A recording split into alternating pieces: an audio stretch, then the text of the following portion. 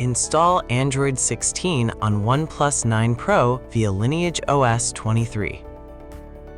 Please check the description for important notes and download links.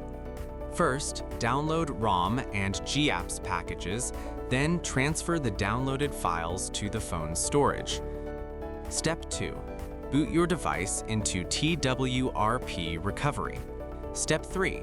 Once you're in TWRP main menu, go to Wipe, Advanced Wipe, and select the checkboxes as shown in the image excluding internal storage.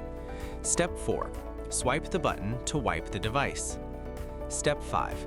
Go back to the Recovery main menu and tap on the Install button. Step 6. Navigate to the downloaded path and select the ROM zip file. Step 7. Finally, swipe the button on the screen to install ROM file. Step 8.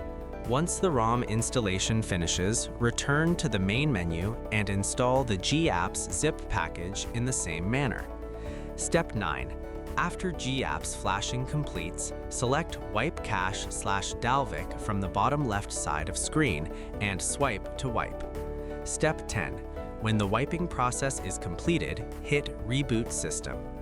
That's it! You have successfully installed the ROM on your device.